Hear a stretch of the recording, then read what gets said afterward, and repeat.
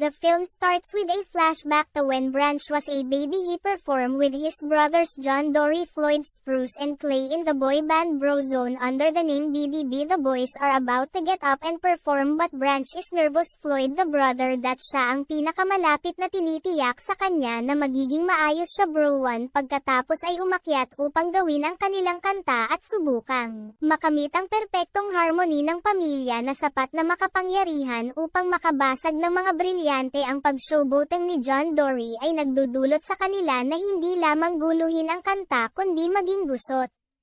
Magkasama bilang sila bumagsak sa entablado ang magkapatid ay lahat ay nag-away kay John, Clay at Spruce na lahat ay galit na naghiwalay at pumunta sa kanilang magkahiwalay na paraan.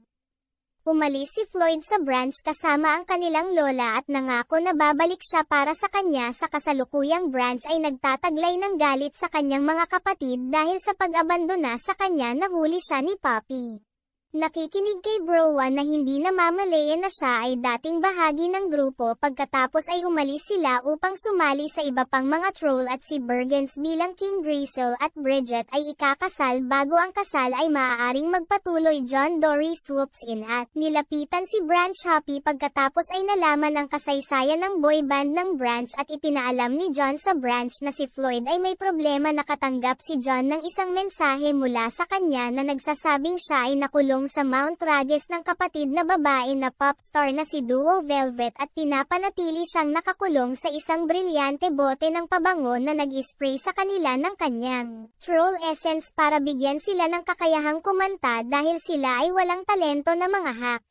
Sinabi ni Poppy na gagawin niya ito para kay Floyd. Poppy pagkatapos ay sumama sa kanya sa pakikipagsapalaran at Graysel at si Bridget ay ikinasal ni Miss Maxine Velvet at tinapos ng Vanir ang pag-record ng isang music video at paggawa ng isang pakikipanayam bago bumalik sa kanilang put-upon assistant Crimp na kanilang kinuha more of Floyd's essence but the more they use of him the more it is starting to kill him. Vanir is conflicting about keeping Floyd prisoner but he cannot let go of his newfound fame and wealth. Poppy and Branch join John Dory in a giant bug na nagpapatakbo din bilang isang boss na pinangalanang Rhonda na may maliit na brilyante na tumatakas. Pumunta sila sa Vac Island na tinitirhan ng isang grupo ng mga Muppet-looking creatures upang hanapin si Spruce na ngayon ay pupuntahan ni Bruce dahil nagpakasal siya sa isang mas matangkad na babae na nagngangalang Brandy at may higit sa 10 anak.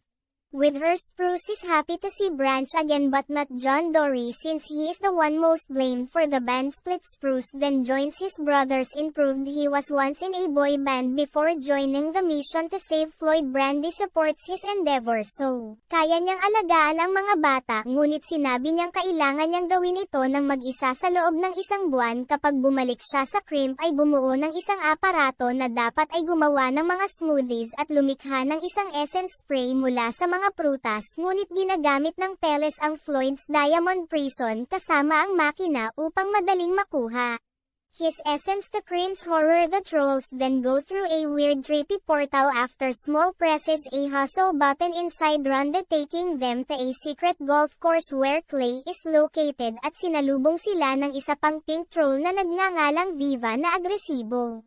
Masiglang personalidad.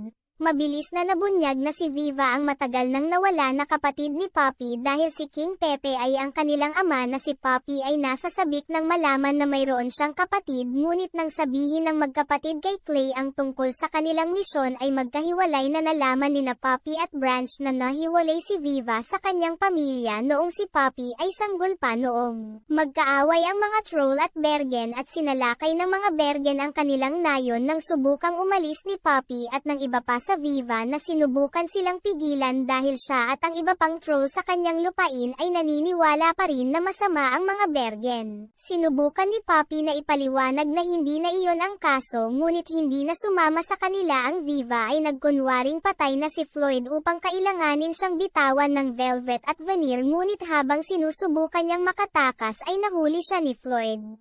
Ngunit sa huli ay hindi niya kayang panindigan si Velvet at kailangang panatilihing si Floyd na bihag na luwad ay sumama sa iba. Habang patungo sila sa pag-mount ng Rages, nagsimula silang makipag-away dahil kay John Dory at nang malaman ng Branch na plano nilang maghiwalay pagkatapos pagligtas niya kay Floyd. Sumabog sa kanyang mga kapatid at nagpasya na siya ang mag-walk out sa kanila. Sa pagkakataong ito ay hinabol siya ni Happy at nag-udyok sa kanya na patawarin ang kanyang mga kapatid at patuloy na magtrabaho kasama sila. Grisel at si Bridget ay sumakay sa kanilang motorsiklo sa kanilang honeymoon at napunta sa golf course. Hinuli sila ng troll tribe ng Viva at itinali sila para ihagis sa Hill Ingen.